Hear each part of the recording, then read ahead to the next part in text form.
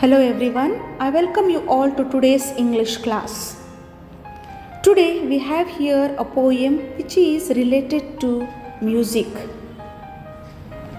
That is Jazz Poem 2 written by Carl Wendell Heinz Jr.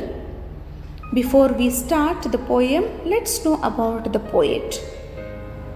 The poet Carl Wendell Heinz Jr. was born in 1940 in North Carolina. He graduated from Tennessee Agricultural and Industrial University in 1962. His verses have been hoisted as some of the best by contemporary writers. So listen to the poem Jazz Poem 2 as I am going to recite. There he stands, see, like a black ancient mariner. His wrinkled old face, so full of the wearies of living, is turned downward with closed eyes. His frayed collar, faded blue old shirt turns dark with sweat, and the old necktie undone drops loosely about the worn old jacket, just barely holding his sagging stomach in. Yeah, his run-down shoes have paper in them, and his rough, unshaven face shows pain in each wrinkle.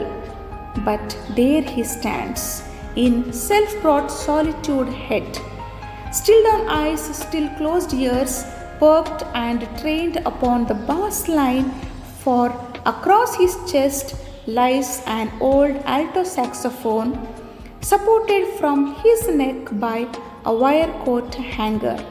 Gently he lifts it now to parted lips, see, to tell all the world that he is a black man, that he was sent here to preach the black gospel of jazz. Now preaching it with words of screaming notes and chords, he is no longer a man, no, not even a black man, but a bird, one that gathers his wings and flies higher until he flies away or come back to find himself a black man again. So children, here in the first stanza of the poem, there he stands, see, like a black ancient mariner. So here jazz musician is compared to a black ancient mariner, and the poet is assisting us to see, to look at him. Him refers to jazz musician. See how he is standing like a black ancient mariner. So, who is a black ancient mariner? So, before we discuss this poem, Jazz Poem 2, let's know about a black ancient mariner. So children, the rhyme of the ancient mariner is the longest major poem.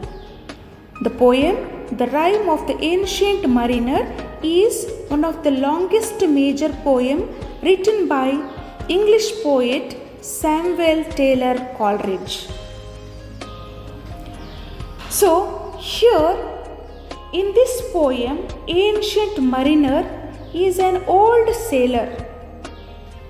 Yes, here in this poem, the ancient mariner is an old sailor who shoots and kills an albatross. Okay, the ancient mariner, he shoots and kills albatross. Albatross is a very large seabird. The mariner kills the albatross because he associated the lack of wind with it. Yes. So at first all the men in the sense the sailors, the ship, okay, at first all the men thought the bird was good luck since a good wind blew and they moved swiftly. Then the wind died and they blamed the bird. They say the sailors cheered when the mariner killed the bird, which is symbolic of animal abuse. Everyone on the ship is cursed. The mariner because he killed the bird. Everyone. Not only the ancient mariner who killed an albatross, but also the crew, because they eventually condoned his action. They eventually excused his action. The other sailors thought that this incident will bring them bad luck, and they forced him, ancient mariner, to wear the dead albatross on a rope and around his neck so that they will not be punished for his crime. After this incident, we see that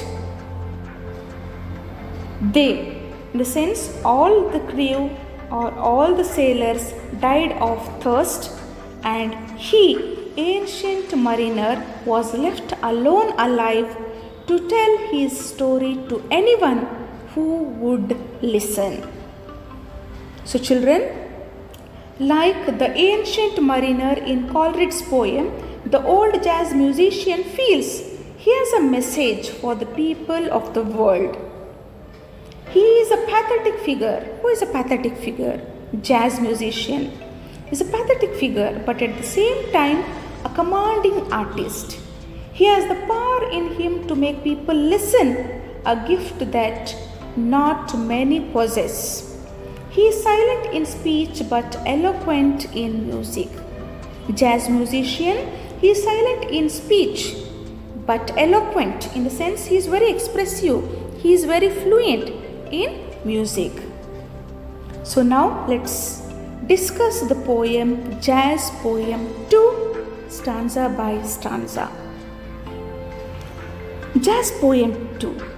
There he stands, see, like a black ancient mariner, his wrinkled old face, so full of the wearies of living, is turned downward with.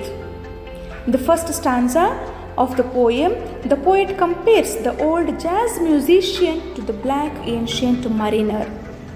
Yes, in the picture you can see here, the old jazz musician is compared to a black ancient mariner.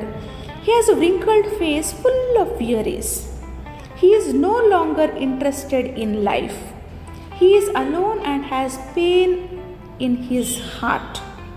So he keeps his head down. Closed eyes, his frayed collar, faded blue old shirt turns dark with sweat, and the old necktie undone drops loosely about the wound. So the poet describes, in this stanza, the poet describes his appearance. He has closed his eyes. He wore faded blue shirt which has turned dark with sweat. Turned dark, which has lost its color with sweat, because of sweat. The old necktie undone, which is not tied, drops loosely about the worn old jacket.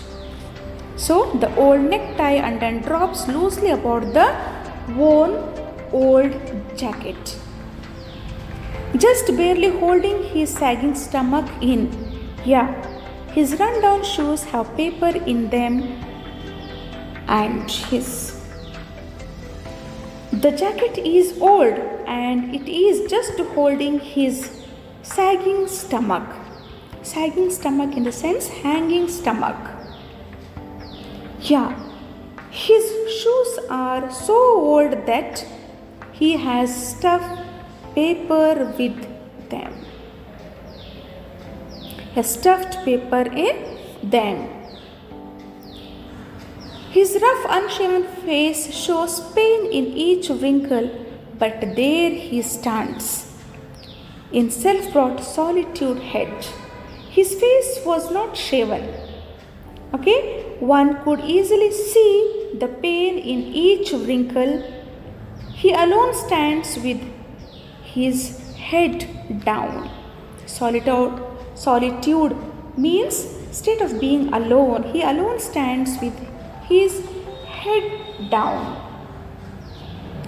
Still down eyes, still closed ears, perked and trained upon the bass line, for across his chest lies an old alto saxophone. He alone stands with his head down, eyes and ears closed. Though he has a pathetic look, he has trained ears for music. His ears are brightened up and trained upon the lowest line of a piece of music.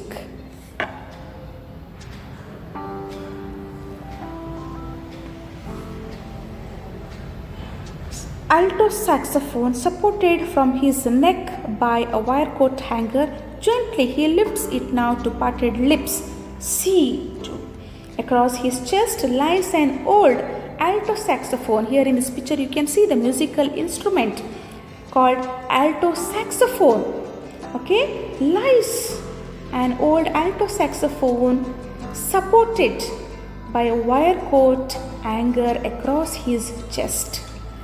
He gently lifts alto saxophone to his parted lips, between his lips.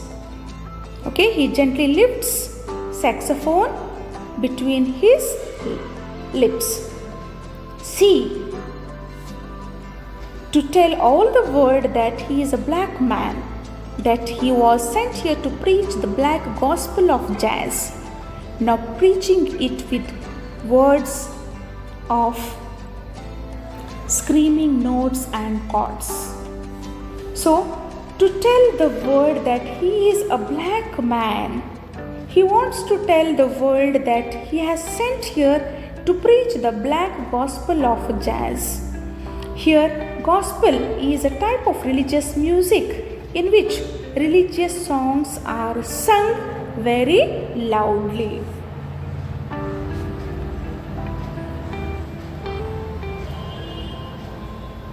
Now preaching it with words of screaming notes and chords, he is no longer a man, no, not even a black man, but a bird.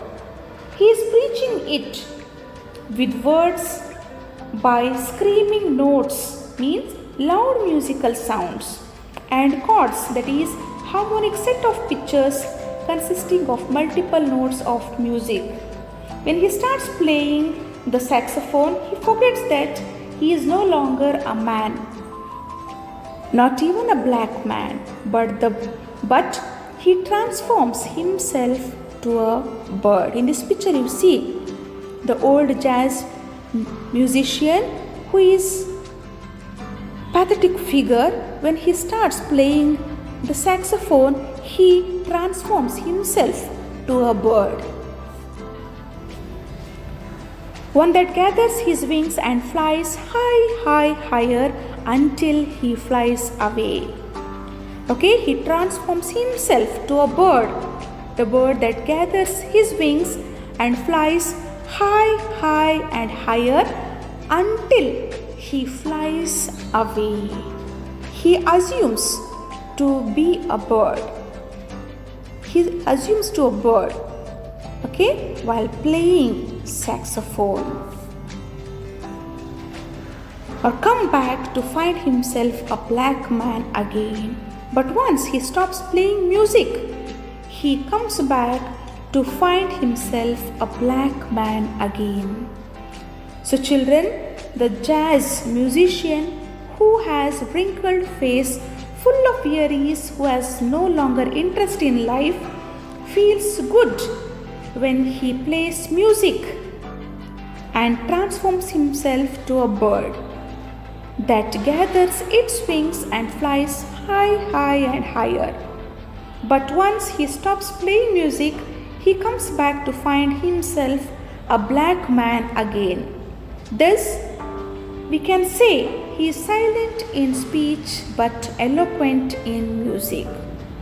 Yes, children, I hope you understood the poetry jazz poem 2.